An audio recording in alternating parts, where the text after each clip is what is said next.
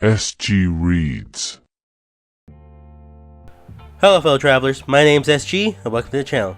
Today, to get in the swing of things back to normal, I'm going to talk about a discussion more than anything else. And this being, of course, what should Rocksteady's Elseworlds look like? Now I know that they have been mainly focusing on the idea of making an expansive version of the Batman Gotham by Gaslight series, but if any of you have read the book and of course watched the movie, there's not a lot to it. There's a lot of hidden details in there, a lot of this and that about it, but I do think that it can be expanded on a little bit more. So, with that being said, here's my discussion, opinion, and theories of what that could hold. Going through more of what we could consider a turn of the century different Batman, because there's been quite a few of those already. About 5 in total, I think, but that's just me guessing on that. So if there's more, please let me know it down in the comment section. But for right now, I want to kind of highlight the most important ones, while at the same time trying to reinvent what we already know about the Batman mythos from these sources and try to combine them all into a cognitive storyline to make it something interesting and unique and different at the same time. So with that being said, if you have a comment you want to say or add to the story, please leave it down below in the comment section. Thanks again for watching. Please leave a like, comment, subscribe down below. It helped me out and let me know that you like this content. Alright, with that being said, let's get started, shall we? Now, as I said, there have been many Batman who have done this style of storyline, if you will. But for right now, I want to just focus maybe on 3 to 4. These 4 series that I'm going to combine into one cognitive storyline, and that being, of course, Batman Gotham by Gaslight, mainly because that's going to be our main title, the main focus of the whole story of hunting Jack the Ripper.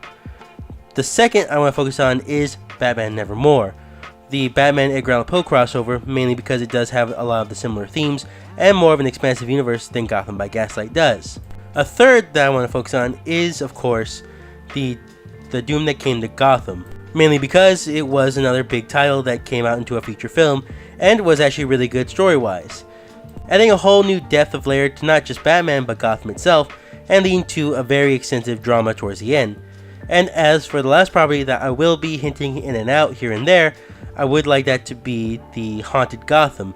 While that one itself is not set in a similar timeline, it does have a lot of that macabre feel, relying more on horror movie monsters more than anything else.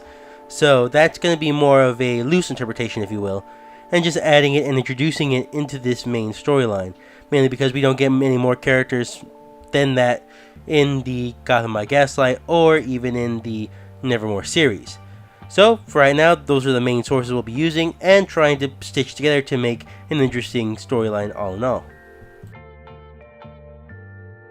For the main story, we should stick with the traditional Gotham by Gaslight storyline, which is that Batman's tracking down Jack the Ripper. Now this is a very important case for him, mainly because it feels so familiar to him already. Because of his parents' murder, it does have similar themes, but not quite exactly the same.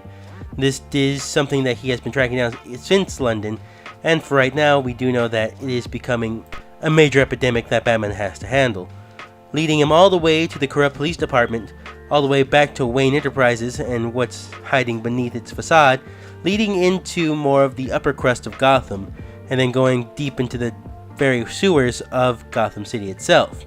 Now, this would have to rely more on a detective mode, if you will, rather than having technology being there in and out. So for the most part, that's what you would have to rely on over everything else.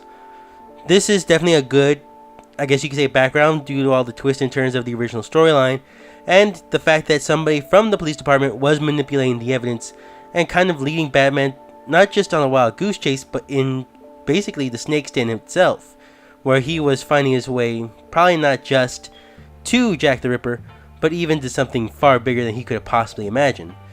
But that's something I don't really want to spoil just yet, maybe at the end of this video. So for now, we'll continue on with who would be the narrator, then followed by side quests shortly after. So, as we all know, there is a narrator set in the Arkham Knight game, and that being, of course, Jim Gordon.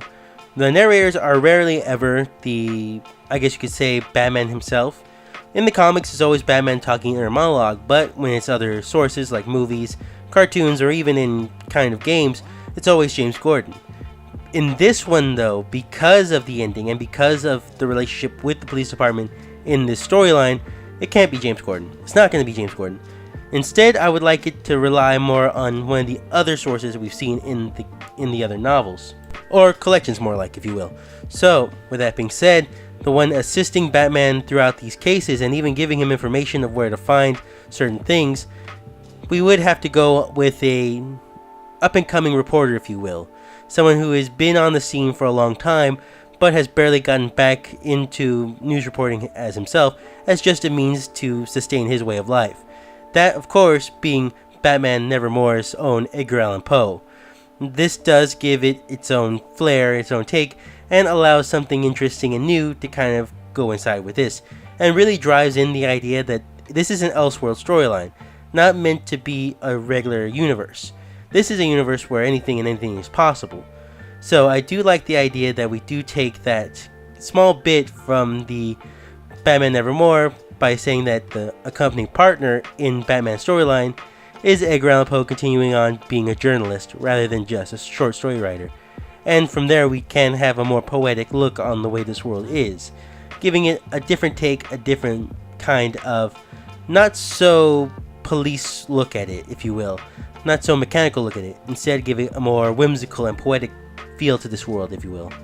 So with that being said, I would have to say that that would be probably the best replacement for a James Gordon, something completely new and something completely different. When it comes to the side quest, allowing it to be more widespread would definitely be a better option. Allowing this to be like a mixed bag, if you will, of obscure, weird, and interesting storylines, allowing you to twist the characters that we've come to know and love. So there are certain aspects that I would like to see more than others. We do know that most of the characters will come in and out, such as the Robins, all kind of being in a singular place. That's happened before, and we have seen it again time to time, but I definitely think that this would definitely thrive off of that idea. So when it comes to side storylines, I do think that there are some liberties we can take, taking pieces and bits from the storylines I've mentioned before, allowing them to grow as we move forward.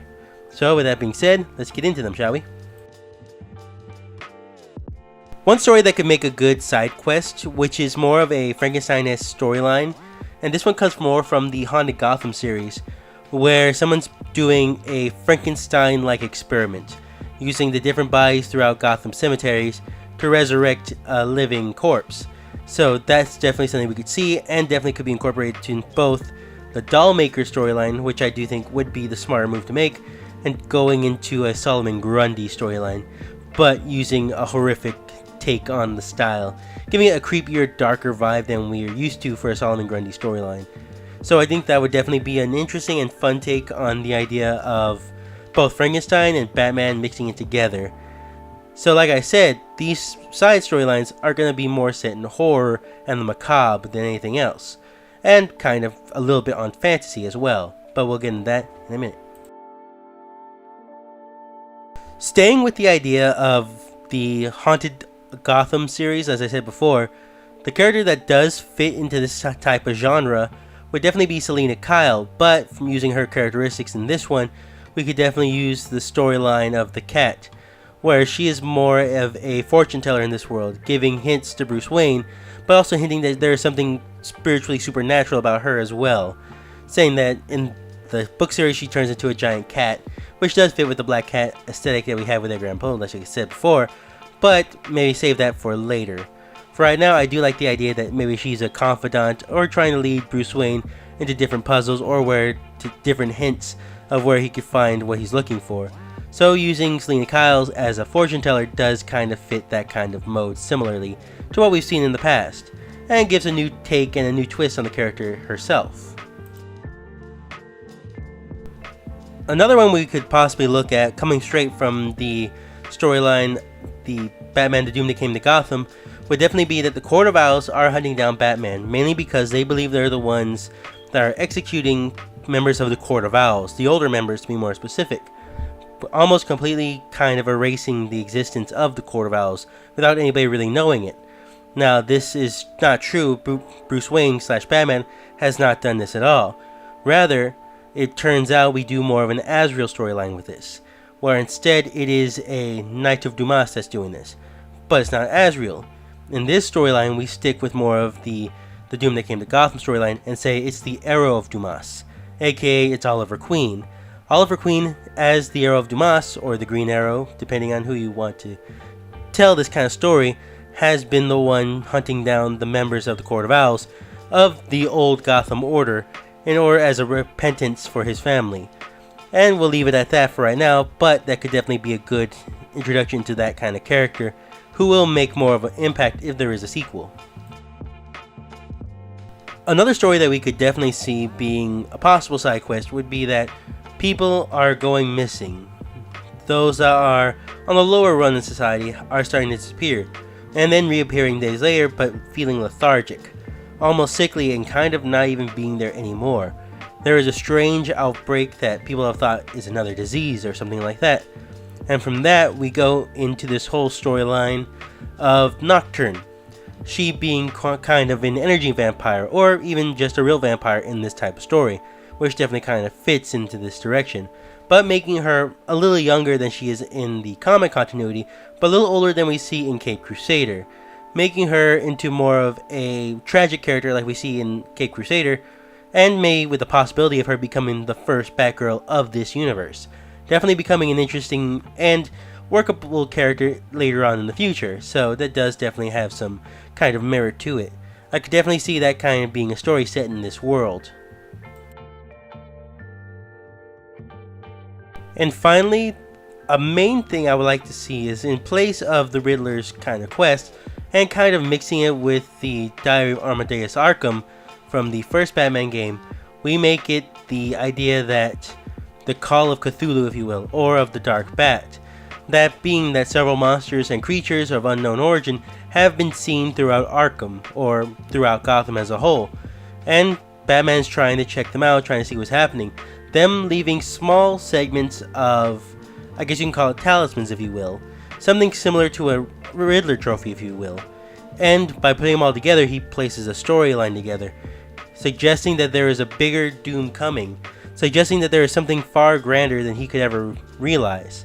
Hinting at not just Joker, but hinting at other characters like Poison Ivy, along with Killer Croc, stuff like that, coming in maybe for another game.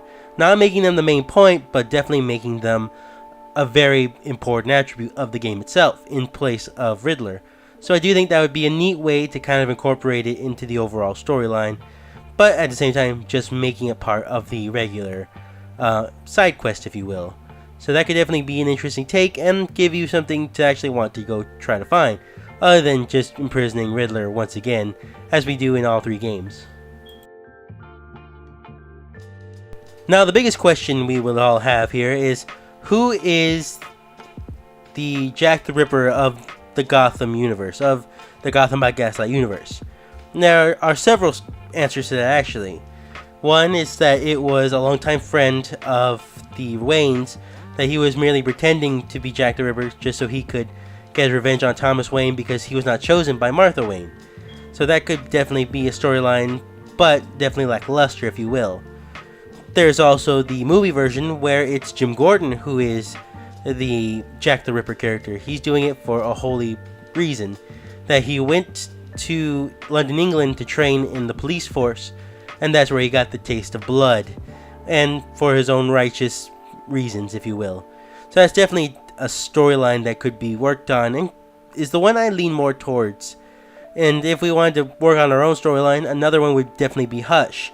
He would also have the skills that would be very similar to that of Jack the Ripper in the real world, such as surgical abilities, along with being sneaky, and a deep hatred for the rich and upper crust, if you will, and just women in general. So I guess you could say that this one would definitely fit either way, but I would definitely like to lean more towards Jim Gordon. That gives it a nice, shocking twist at the very end, where he was the one that was behind everything, leading Batman through this whole kind of maze, if you will, just to make sure that he wasn't caught right off the bat. So yeah, I could definitely see that being more of the climax, if you will, leading to a bigger fight, because he's ready and willing to do it. So we'll see how that plays out. Alright, with all that being said, this is just my opinion of what I think the Elseworlds game should be. What Gotham by Gaslight could have, what its different narrative could say, and what elements we could add to it, allowing it to grow into its own world, allowing Batman of this universe to be slightly different from the one we know throughout the rest of the movies, games as well, and even allowing different Batman voice actors to make an appearance.